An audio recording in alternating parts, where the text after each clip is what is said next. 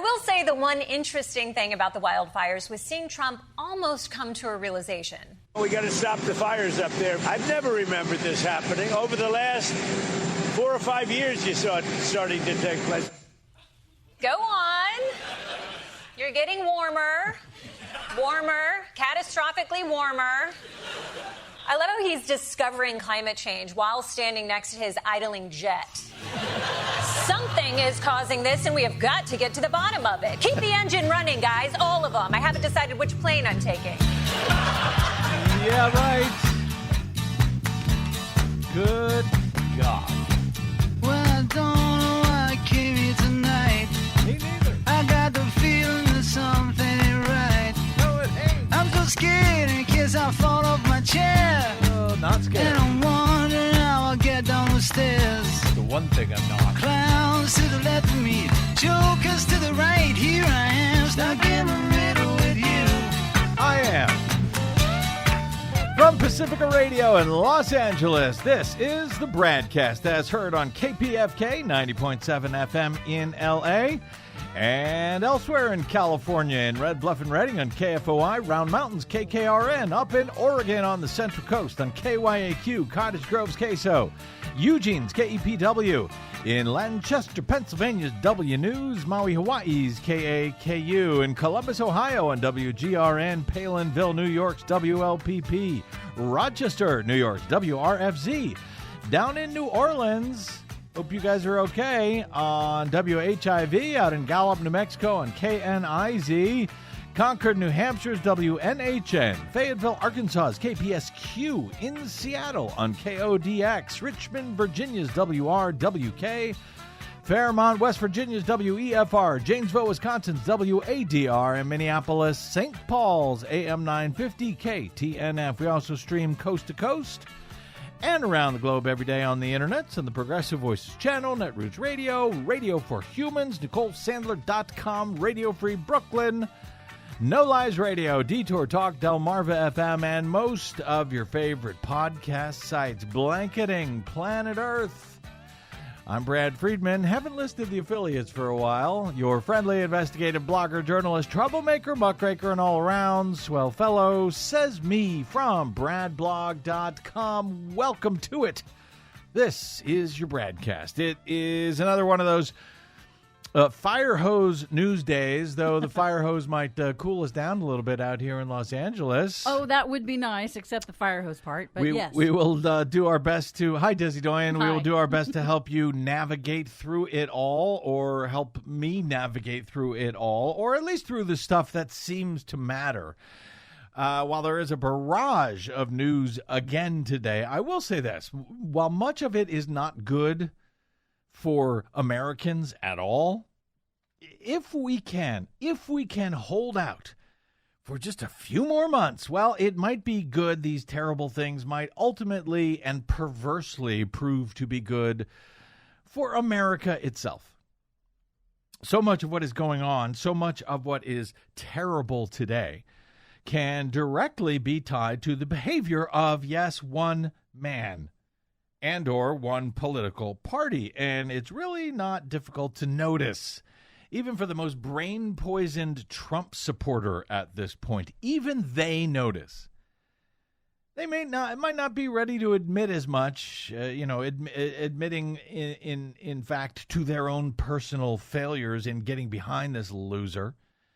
They may not be ready to do that yet, but they know who is to blame for all that seems to be just falling apart at the seams, whether or not those folks are willing or able to admit it yet or not. And yes, this is going to be very costly for those Trump-supporting Republicans in just over 100 days, I believe, when Americans will have their first chance to ring in en masse with their opinions about how they think the Trump administration and the elected Republicans and the Republican Party itself, who have made it all possible, they'll be able to ring in with their opinions on how they think they are doing.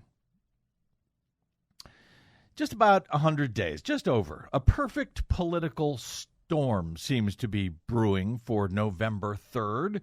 Donald Trump realizes that he and his party are in for a shellacking from the American people. That is why he has been pretending that his so-called Save America Act is just so important to pass, despite knowing that it cannot be passed by his own party in Congress, and in any event could not be implemented in time for the upcoming midterm elections, even if it was to be passed. He knows all of this, which is why he's been leaning into it. So he will have a ready-made excuse. Oh, if only Congress had passed the SAVE Act, it would have prevented millions of illegal immigrants from stealing the election from us this year. A ready-made excuse, ready to deflect blame away from himself and his failed policies and his failed presidency. But it also means that all of this, that this is a very dangerous moment. With a desperate, physically and mentally ailing man in the White House who already had a madly broken and twisted ego even before he began his physical and mental deterioration. And yet, he is a man with extraordinary powers still at his command, whether twisted or ailing or desperate or deteriorating or not, which is going to make the next 100-plus days particularly tenuous, particularly dangerous. He has both great powers and an army of supporters who are still willing to carry out his orders, lawful or otherwise. And we happen to have an election and voting and tabulation system which is particularly vulnerable to mischief. While it, in many ways, has built-in safeguards, chief among them its decentralized nature, making it difficult, if not impossible, to undermine the system all at once, it can be targeted in various ways in hopes of achieving certain specific goals, such as the theft of just enough Senate seats to prevent Democrats from taking a majority back there, and stopping much of his corrupt powers dead in their tracks. The upside is that even with all of this, as I have said from, I believe, the day after his second election in November of 2024, he is really bad at this job. He is very, very bad at presidenting. He screws up almost everything he does, almost everything that he touches. So any attempt to undermine the elections in any particular way will likely be very visible, will likely be noticeable, making it all the more possible that we, the people, collectively, along with elected officials who still give a damn in many states and localities, including supposedly red ones, will be able to defend our democracy against this madman and his desperate machinations. So I am not worried, I am not scared, but I am concerned. I personally, I don't know how you feel, but I personally believe the forces of good, the forces of democracy are going to win this one. But it may not be easy, and it will require every single one of us to be on guard between now and November 3rd and the days that follow November 3rd until the election is fully counted and completed and certified. It will also require every single one of us to do our part, not only by voting, but by helping others to do the same, to encourage others to do the same. Start now to let them know how important their voice is in all of this. The more overwhelming the response from pro-democracy Americans, the harder it will be for the pro-authoritarian movement to steal their way out of this. It won't make it impossible for them to do so, but every landslide victory is one that becomes at least much harder to steal. Americans must vote in numbers like never before in a midterm election. If the pro-democracy factions vote like it's a presidential election, and in many ways it is, if they vote like they're voting in a presidential election, we, the pro-democracy folks, will take back the power that Trump and his deteriorating mind and his is just deteriorating movement take back the power that they think they own. They don't. But we've got to take action to do that. We've got to take action to take that back. That's what we will continue to focus on throughout the fire hose of news. Much of it bad news, but each bad news story now a reminder, it seems to me, of our task ahead. So, to that end, and speaking of storms, we've got an actual one now pounding down on millions of Americans along the Gulf Coast as Tropical Storm Bertha, as predicted, continues to scrape along the coast today, making its second landfall of the week now in Texas after making same yesterday afternoon, last night, I believe, in Louisiana.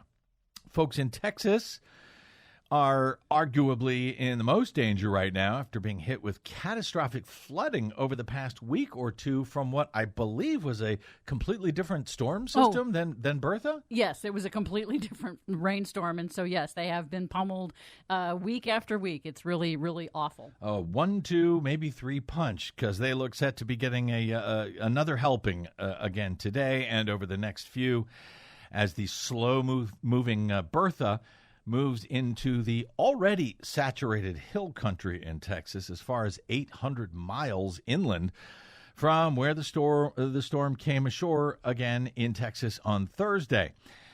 As you heard at the top of the show, in response to Donald Trump noticing that the horrific fires in Canada, they've been happening more and more over the recent years. Just the last 3 or 4 years, for some reason. He's so close to getting it. He can't quite identify what climate change. What? Huh? So, yeah, it's getting worse and worse in recent years. Happy that he's begun to notice it. The fires, the storms, the droughts, the heat, the floods. As suggested, we're under another extreme heat watch warning out here in Los Angeles today, getting just some of what much of the country has gotten from much of the summer. All of it horrible, yet all of it a reminder of the mess that we've made and what it is going to take to fix it. And Americans do seem to be figuring that out, as Desi Doyen will note, along with much more, in our latest Green News Report later this hour, which also happens to be our 1600th episode of the Green News Report. Yes. Though we did not realize it until we were done recording it. 1,600 episodes, Desi Doyen, and maybe, just maybe, it's finally beginning to sink in for people a little. We'll see. Either way, congratulations. And if you'd like to join me in that congratulations, I will also note that all 1,600 of those episodes have been brought and paid for not by ExxonMobil or Monsanto or the Republican Party, but by you. Yes, you, those very few of you who have stopped by bradblog.com/donate to give us a boost of support to keep going. Well, at least for another couple of hundred of episodes anyway. We'll try. If we don't melt or float away before then. In all too related news from amidst the fire hose today, Brent crude oil shot to over $100 per barrel once again on Thursday. Yes, its highest price since May, as increased fighting in Donald Trump's Middle East war. And I'm not sure that we can even call it his Iran war anymore, as it now continues to spread and continues to further threaten to slow the global flow of crude oil and natural gas, fertilizer, and much more. Markets reacting to the expanding war and the spiking oil prices and new restrictions, I'll get to that, on the flow of oil beyond the months-long closure of the Strait of Hormuz. They took a pretty deep dive on Thursday in the markets, with the Dow, the broader S&P 500, and the tech-heavy NASDAQ just sort of falling over a cliff. The NASDAQ, for example, I think fell about 2.5%, and the S&P seems headed towards its first back-to-back weekly loss since March. All bad news for Americans, but maybe ultimately, if we can all survive it, good eventual news for America this November. Stocks fell under the pressure of rising oil prices, which raise costs for businesses and erode their customers' ability to spend. As the price for a barrel of Brent crude oil, the international standard, jumped more than 7% to more than $100 a barrel. That is the highest price since May, and it is thanks to attacks on several Saudi oil tankers now in the Red Sea, something that we've been warning about over the past several weeks. Desi has been noting it in our Green News reports. Yes. Now, remember, the Red Sea is on the other side of Saudi Arabia from the Persian Gulf. Yeah, let me explain that. This now threatens another avenue that companies use to move their crude from the Middle East to customers worldwide, along with the Strait of Hormuz. So if you're not familiar with the geography, well, the Strait of Hormuz, that's the choke point between the Persian Gulf along the coast of Iran and into the Arabian Sea. That's where Iran has shut down about 20% of the world's oil and gas from flowing through since Trump started his war. Meanwhile, the Red Sea, that flows along Saudi Arabia and past Yemen into the Arabian Sea, a completely different waterway, and it flows through a checkpoint at Yemen. A choke point, not a checkpoint. A choke may now be a checkpoint, but in any event, a choke point at Yemen, and that choke point is known as the Bab el-Mandeb Strait. And about 7% of the world's oil and natural gas exports go through that strait. That is now where Iranian-backed Houthi rebels in Yemen are now attacking Saudi ships in hopes of further choking off world oil supplies in response to the U.S. war on Iran. Donald Trump's little, couple of weeks excursion, which is now in its 5th month and heading into its 6th, with 18 U.S. service members now dead, hundreds wounded, though the Pentagon won't tell us exactly how many hundreds, thousands dead in Iran, and now ongoing attacks against U.S. assets and military bases in Jordan, Iraq, Kuwait, Bahrain, Qatar, UAE, and Oman. And today, we can add to that Houthi attacks on Saudi ships over in the Red Sea and the spike of global oil prices again along with it, underscoring the importance of the sea route there for the economy. Donald Trump threatened, quote, major military punishment against Houthi rebels in Yemen if they should keep attacking ships. But such threats have seemed to have done very little to scare off Iran over the past 5 months, including Trump's threat of war crimes against the Islamic Republic, vowing to destroy a bridge or a road or a power plant or a drinking water facility or other civilian infrastructure with each and every attack against a ship in the Strait of Hormuz, he says. Well, now he's adding Yemen and attacks on ships in the Red Sea, the Bab el-Mandeb Strait.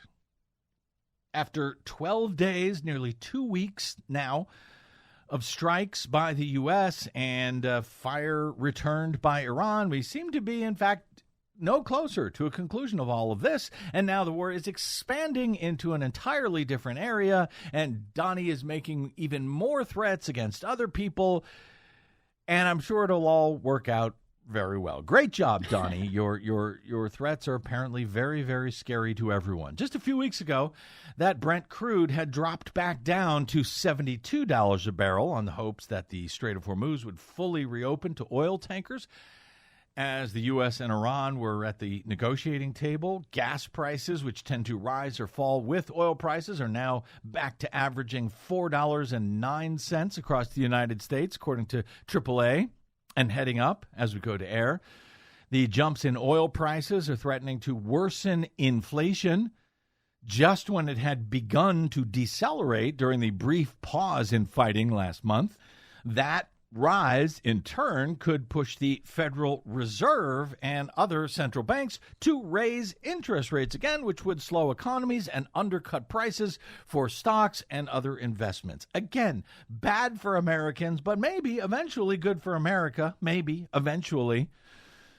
An increase by the Fed would be in interest rates would be the first time since 2023, despite Trump's demands and his threats to fire the former Fed chair and other members of the board for not lowering interest rates as he had demanded. Has he noticed that just because he demands stuff, it doesn't happen? Along with all of that, the average long-term U.S. mortgage rate climbed this week to its highest level in nearly 12 months. Told you we had a lot of bad news today. You're welcome. Pushing up borrowing costs for prospective home buyers at a time when rising oil prices are already squeezing household budgets.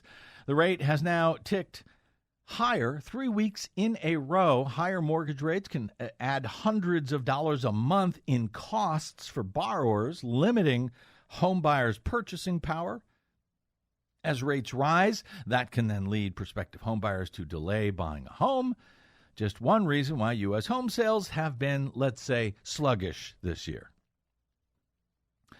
The steady escalation of Trump's war in the Middle East over the past 2 weeks also provided the backdrop for a vote in the House of Representatives on Thursday for a second time, asking Trump to seek congressional authorization to keep U.S. troops in the war. Asked Mr. Trump, because though Congress created the War Powers Act in 1973 in the wake of Vietnam as a mechanism for Congress to be able to order a president to stop military hostilities without the president having a veto over them, as the law was explicitly written after Vietnam to allow Congress to order a withdrawal that would not be sent to the president and subject to a veto. But the Supreme Court in the early 80s essentially gutted that notion, watered it down at least, so a president would have veto power over such a resolution. So even if it's passed in the House, even if it's passed in the Senate, the president can ignore it if he wants to, if he doesn't want to sign it. Nonetheless, it's still meaningful when these war powers are invoked by Congress, as rare as it is, even though after both GOP-controlled chambers of Congress, the House and the Senate, adopted a concurrent war powers resolution just last month requiring an end to hostilities, at least without an explicit authorization by Congress, Trump just effectively ignored it. He ignored it. It was a rebuke, but he just ignored it and kept on doing whatever the hell it is he thinks he's doing. After 4 Republicans on Thursday crossed the aisle in the U.S. House to vote with Democrats to adopt another such resolution, Republicans in the Senate blocked the measure from passing this time because apparently they don't care how much their own voters, hate this war and want it to be over. Though I do hope voters will remember this in November. In recent days, Iranian and American officials have promised to respond to each other's attacks with fresh ones of their own, with each trying to outlast the other, even as the U.S. is reportedly running out of missiles and drones to both attack and, arguably more importantly, to keep U.S. service members safe from incoming missile and drone attacks from Iran in all of these Middle Eastern nations where the U.S. keeps both bases and service members. U.S. Central Command, which coordinates military operations in the Middle East, said it had launched a wave of strikes overnight, again, to degrade Iran's ability to threaten commercial shipping, targeting Iranian drone and missile storage sites and air defenses, which we were told, you'll remember, by Trump and his defense secretary, Pete Hegseth, who's very manly, by the way. We were told almost 5 months ago by both of them repeatedly that those drone and missile storage sites and air defenses had already been obliterated. I'm starting to think they weren't telling us the truth back then. Anyway, that language from CENTCOM, which the military has employed just at this point now on a daily basis, it does not explicitly acknowledge the fact that U.S. strikes on infrastructure that can be used for civilian purposes like roads and ports and bridges and desalination plants, that those types of attacks can be considered war crimes under international law, and they're exactly the ones that Donald Trump has been promising on his social media site. Trump has threatened to attack a bridge or a power plant, quote, anytime the Islamic Republic of Iran shoots at a ship in the Strait of Hormuz. That's a war crime. We'll remember it, Mr. President. Iran's Islamic Revolutionary Guard Corps, or IRGC, said overnight that it had launched attacks on U.S. military targets in Jordan and Kuwait, including a communications tower, accusing U.S. forces of attacking equivalent infrastructure in Iran. That's something they did just a few days ago after apparently we attacked a desalination plant, a water plant. They did the same, I believe, in Kuwait in response.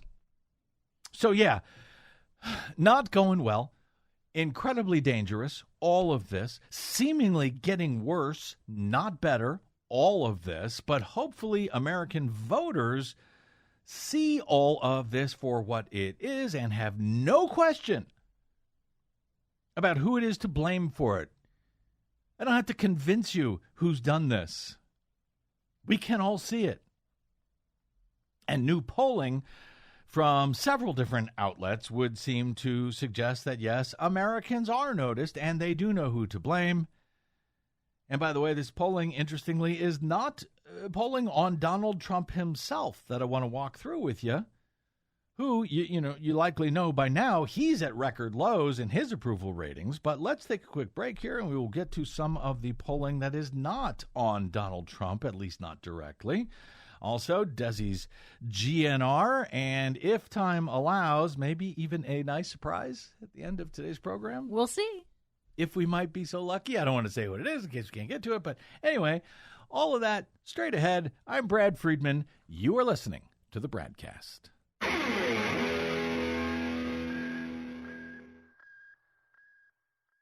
You're listening to the BradCast. We are 100% listener supported, thanks to listeners like you who drop by bradblog.com/donate.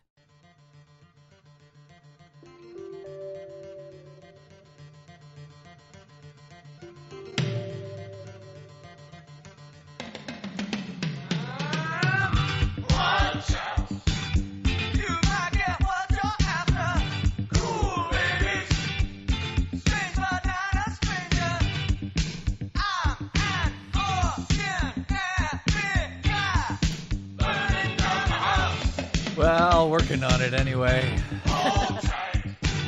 Welcome back to the BradCast. Brad Friedman from bradblog.com. On Thursday, just before leaving for their August recess in July, House Republicans, according to Emily Singer at Daily Kos, made their priorities known to the American public, voting to give President Donald Trump's Pentagon another $73 billion amid his boondoggle of a war in Iran. Meanwhile, the measure, which is unlikely to pass in the U.S. Senate as is, does absolutely nothing to make life more affordable for Americans, she reports. The one job, you had one job, Donald Trump, the one thing that Americans, arguably from all sides of the aisle back in the 2024 election, made very clear that they wanted: affordability, lowering prices. Donald Trump, of course, promised to do that on day one. No one could do it better than him. He was a businessman. He understood how the economy worked, and it would happen on day one. Instead, he's done exactly the opposite with pretty much every one of his failed policies.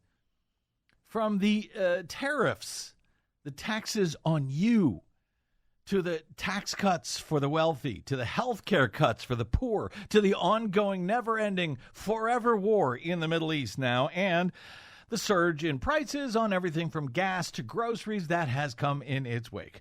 Well, by a vote of 216 to 214, with no Democrats voting in favor on Thursday, House Republicans advanced a budget framework that, aside from giving Trump tens of billions of more dollars for war, also gives $10 billion for states to implement stricter voting laws, as well as gives billions to bail out farmers. Yes, another farmer bailout whose businesses have been decimated by Trump's tariffs. And not just Trump's tariffs, by the way, by Trump's war, because the cost of fertilizer has shot through the roofs. I mean, these farmers are getting it from every which way. Yes, we had actually reported in a Green News report about one farmer in Louisiana, I believe, who said that his entire yearly budget was already blown out, and it was only July. Right. I mean, these farmers are getting it from every direction, and if they don't know who to blame at this point, I don't know what to tell these farmers. Only 2 Republicans voted against the bill, just 2 in the entire House. Reps Warren Davidson of Ohio and Thomas Massey of Kentucky, which means that every single vulnerable House Republican voted for this budget, giving Democrats ammunition in the midterm elections to prove that Trump and the GOP not only do not care about the affordability crisis in the U.S., but they are also making it worse. Quote, Trump and Republicans claim there's no money for Americans' health care or food assistance, yet they're able to find billions of dollars for Trump's endless war in the Middle East, said California Congressman Pete Aguilar, the chair of the House Democratic Conference, in a social media post, adding, quote, the Republican agenda puts America last. And it seems Americans are noticing. There's the good news.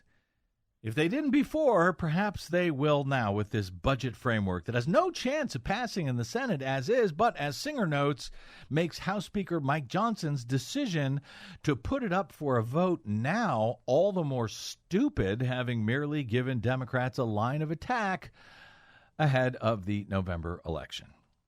So new polls this week show that the war and its resulting economic damage have created an especially harsh electoral environment for the GOP, writes Singer. On Wednesday evening, Fox News released a poll that shows Democrats with a 7 percentage point lead on the generic congressional ballot, which asks voters which party in general, without any particular candidate, which party they would vote for in an upcoming election, which party they would like to, for example, win the U.S. House. 53% of voters would vote for the Democrat in their House district. Now, a 7-point lead would not seem to be all that much. But in these generic ballot polls, that 7 points in that type of poll is actually a lot.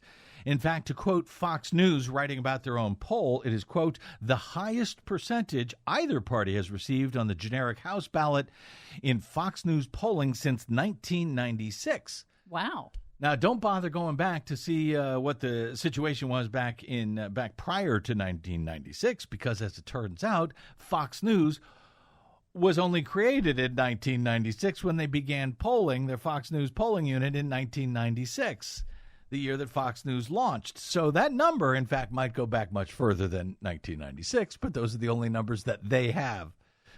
Suffice to say, it goes back a long way, and this is not good news for Republicans. Even worse for them, Singer observes, is that Fox News found that in counties where the 2024 presidential vote was particularly close, in those counties, those swing counties, those battleground counties, Democrats' generic ballot lead is even higher. There, they have an 18-point advantage. 59% of voters there choosing Democrats, just 41% choosing Republicans. If Democrats' 18-point lead in battleground counties holds up in November, she writes, it would be catastrophic for the GOP. Meanwhile, an Emerson College survey released this morning showed Democrats with an 11-point lead on the generic ballot, with Democrats receiving 53% support to Republicans' 42% support. So it is not only one poll, it is not only Fox News, and it is arguably higher than the very high record 7-point lead that Fox News found. And by the way, it is not only self-identified Democrats or Republicans that are moving this polling, it's voters who hate both of them. According to some interesting findings from Democratic pollster and analyst G. Elliott Morris last week, Americans have never liked their political parties less. Pew found back in May that 26% of adults now hold an unfavorable view of both parties, the highest share in more than 3 decades of asking the question, and more than 4 times the comparable percentage back in 1994. The averages at poll analysis site 50+1 show that both parties are sitting around 15 points underwater when it comes to favorability, and neither has been above water in years. Over the last few election cycles, Morris observes, analysts have become obsessed with how these so-called double haters vote. In 2016 and 2024, both years in which Trump won the presidency, Donald Trump won the voters who had unfavorable opinions about both him and his opponent by double digits, the double haters. That according to exit polls. He also won them in 2020, but the group of double haters who went for Trump was a much smaller slice of the electorate at the time, so it wasn't enough to push him over the line. So how are these double haters now feeling in 2026? Well, in Morris's June Strength in Numbers polling, he says, we asked 2,000 Americans to rate both parties on a scale from 0 to 100, a feeling thermometer scale where 0 represents very cold, 100% feels warm towards a figure or a party. And about 1 in 5 registered voters put both parties below 50 when they were rating how they felt about them from 0 to 100. This is the group, he says, we call the double haters for the midterms. He says our polling shows double haters now favor Democrats for 2026 by 26 points. Wow. 55 to 29.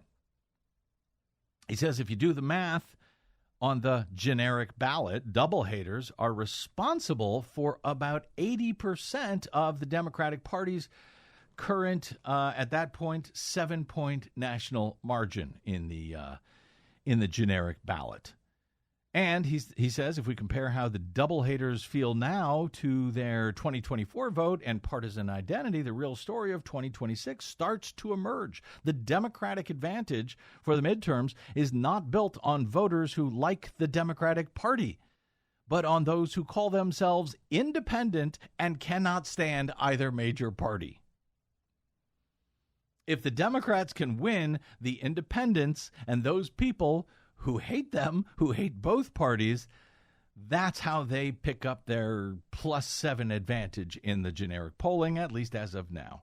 55% of double haters now say they will vote for Democrats, which is a big deal, argues Morris. This means many are changing sides since the bulk of those double haters had previously voted for Donald Trump.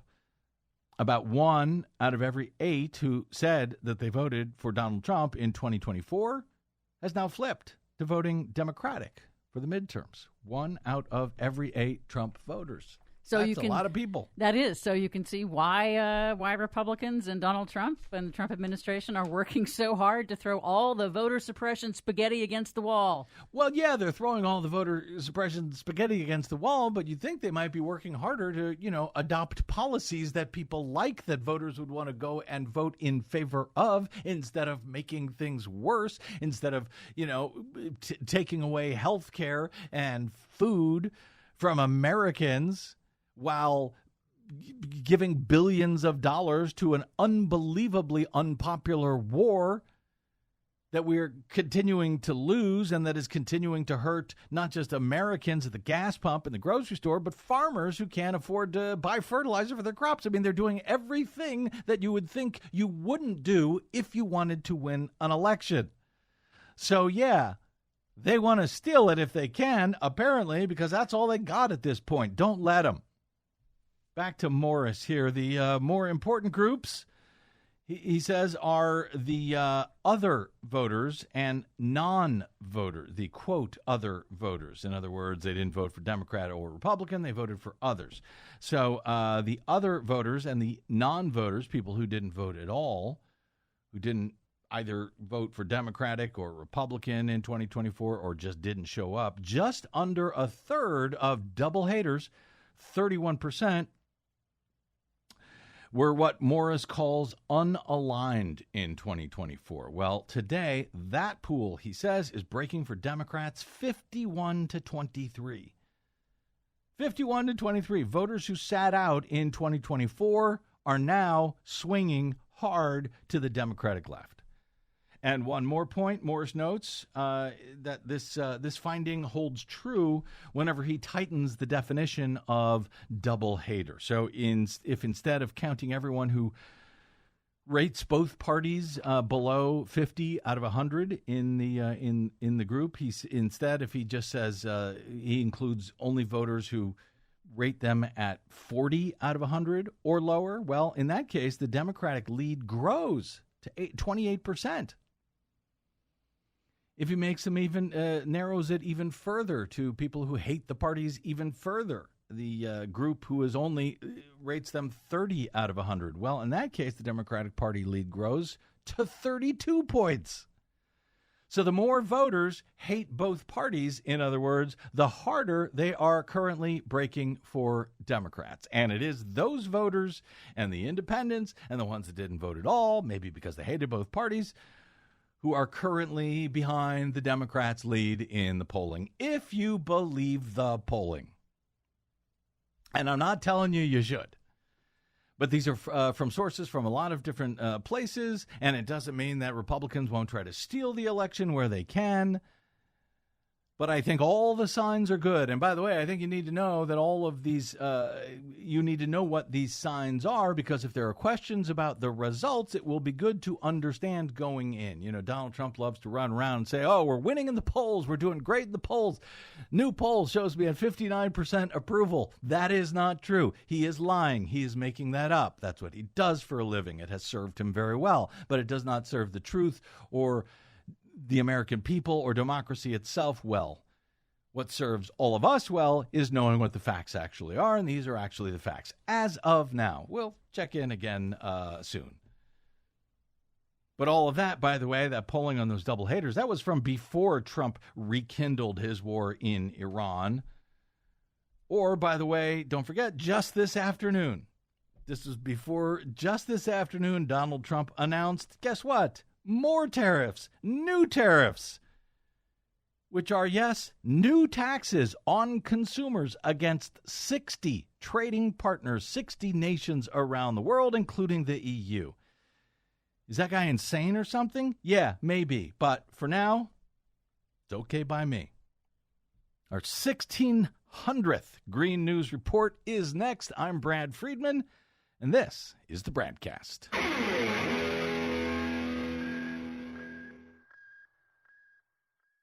Hey, this is Brad. Please consider supporting whichever progressive media outlet is serving you. Most, just like us, do not receive corporate or political support. We all need your support to counter the powerful corporate media echo chamber. From Desi Doyen and myself, thank you.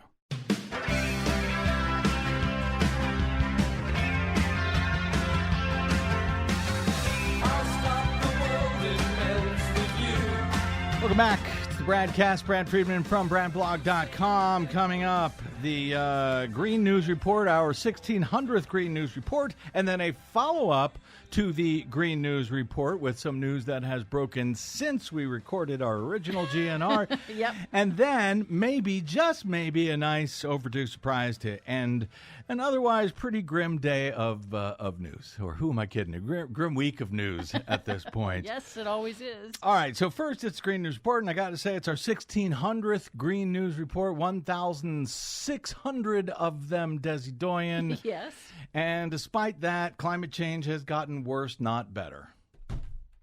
Once again, what are you looking at me like that for? Like we failed or something. We did. We failed. We broke the climate. Maybe had we not done 1,600 of them, things would have gone better this whole time. In any event, all right, let's get to it. For good or ill, with much to follow, our latest Green News Report. Critics are concerned the deal could pave the way for other countries in the Middle East to want to acquire nuclear arms. Trump signs deal to help Saudi Arabia begin enriching uranium. The U.S. oil industry knew of methane's danger to the climate and lied about it to the public, documents show.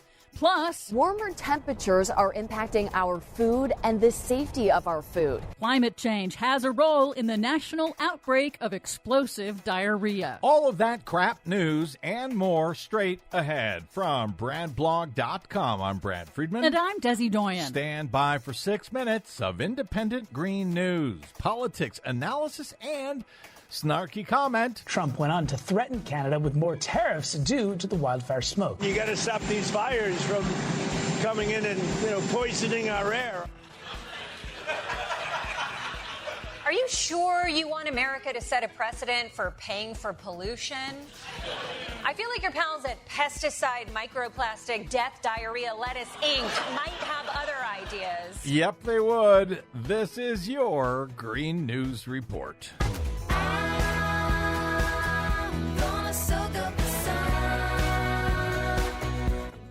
Okay, Desi Doyen, it looks like Donald Trump has a new way to, let's say, complicate the Iran war. What do you got for us today? Well, first, as you say, there is still no end in sight for Donald Trump's war on Iran. The Strait of Hormuz remains effectively closed. So naturally, Trump on Wednesday signed a new nuclear agreement with Saudi Arabia. This will totally work. That will allow the kingdom to enrich uranium for civilian reactors, which is also the path to a nuclear weapon.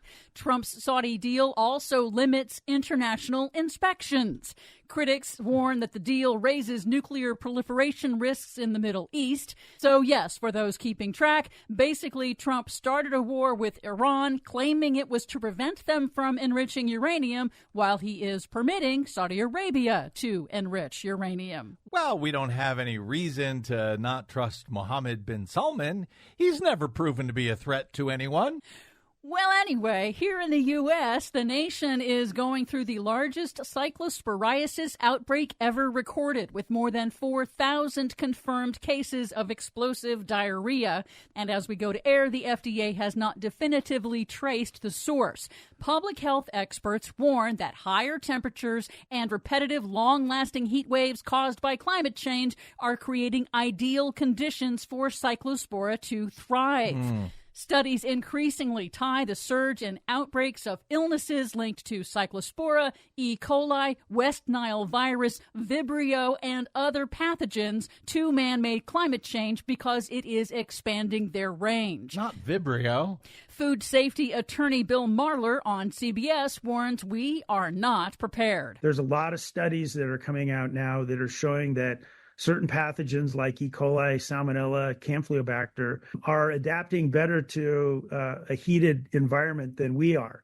We've got to adapt. And right now, FDA and the industry is being caught flat-footed. Not Campylobladder. In other news, the oil and gas industry has known since at least the 1960s that methane is an extremely potent greenhouse gas. They knew it was dangerous to the climate, and they knew that their operations have been releasing far more methane gas than the companies have officially reported. You don't say. That's according to internal industry documents revealed by the nonprofit Center for Climate Integrity. And instead of repairing methane leaks to reduce their climate impacts, the oil and gas industry chose instead to spend millions of dollars to deceive the public and policymakers, including advertising and influencer campaigns selling the myth of natural gas as clean, in part to quell competition from cleaner, cheaper electric appliances. They also spent millions on relentless lobbying to overturn even mild rules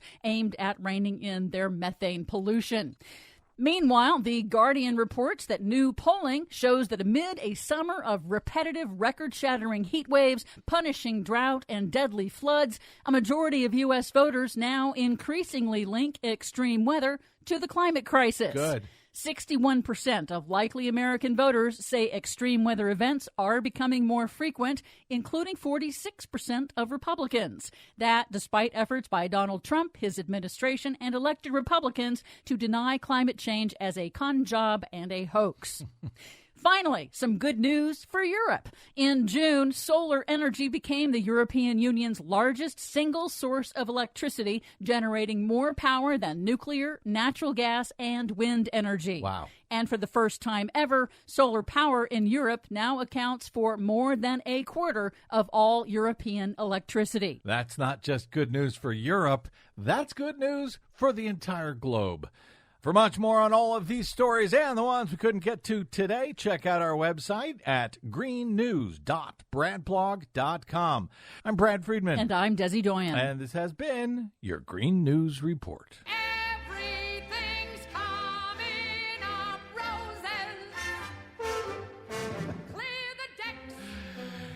Yes, it is. That was our 1600th Green News Report, brought to you by you. Those of you, at least, who stopped by bradblog.com/donate to help us stay on your public airwaves for, I don't know if we'll do another 1,600 of them, but maybe 100 or two. We'll see how things go. Congratulations once again, Desi Doyen. Yes. One follow-up we need to make there on that report that Donald Trump had signed a deal giving the go-ahead to Saudi Arabia brilliantly to start enriching uranium in Saudi Arabia. What could possibly go wrong? Well, what went wrong was a couple hours later after we recorded, Donald Trump said, well, I'm not going to. They can only do that if they recognize normal relations with Israel by joining the Abraham Accords.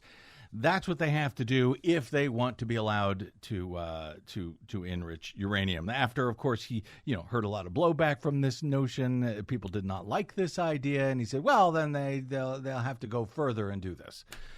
So that was the new deal that he offered to Saudi Arabia. How did that work out? Well, so far, I will say that Laura Rosen, who is a national security journalist at Just Security, she says, quote, this is on Blue Sky, quote, on Trump seemingly adding new conditions to the U.S.-Saudi nuclear deal, including Saudi-Israel normalization, a Saudi source says, quote, it was signed, so nothing to renegotiate.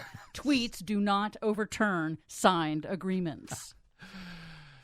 God, he's terrible at making deals, but he's great at breaking them and screwing them all up just hours after he Taco Trumps again, I guess. All right.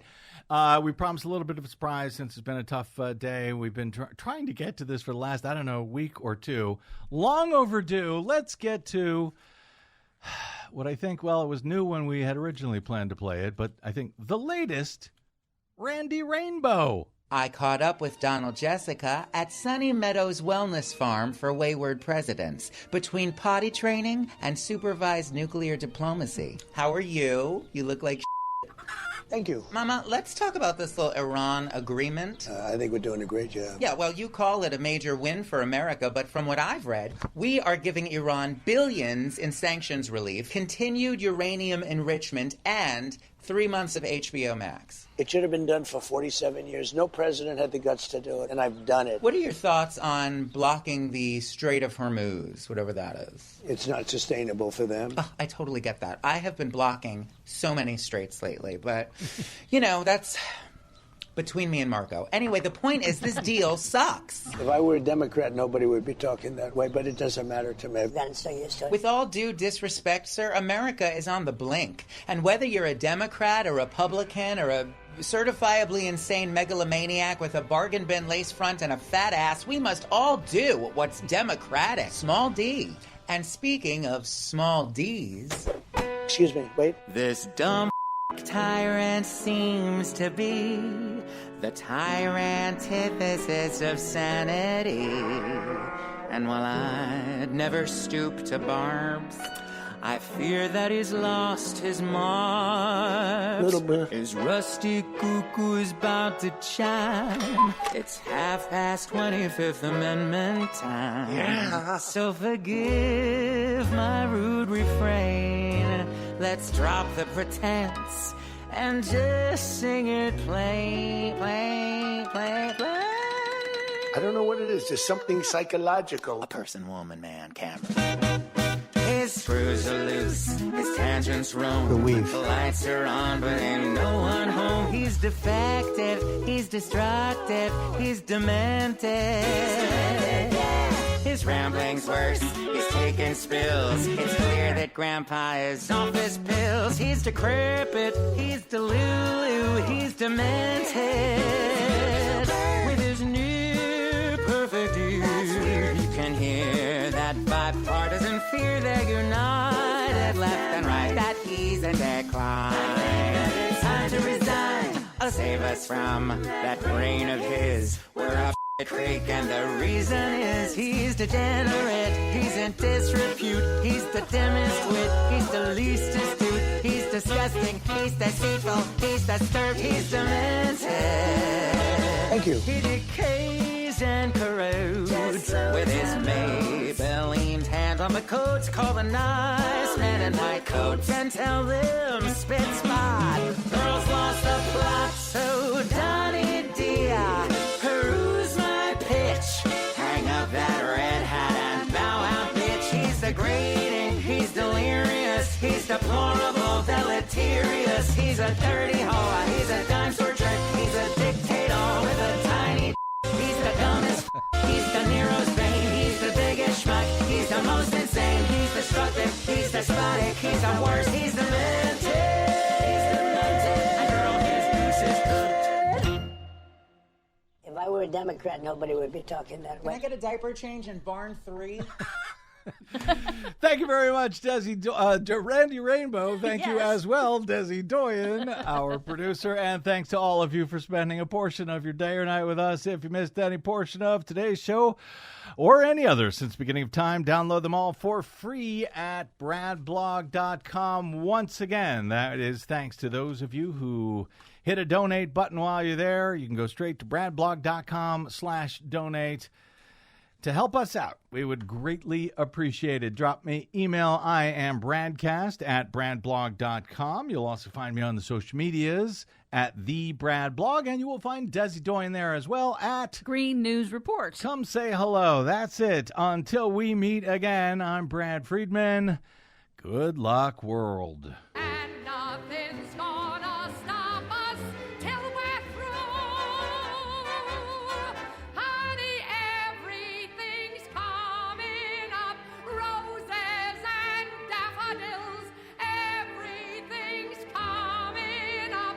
Sunshine and Santa Claus, everything's gotta be. Bright lights and lollipops, everything's coming up. Roses for me and for you.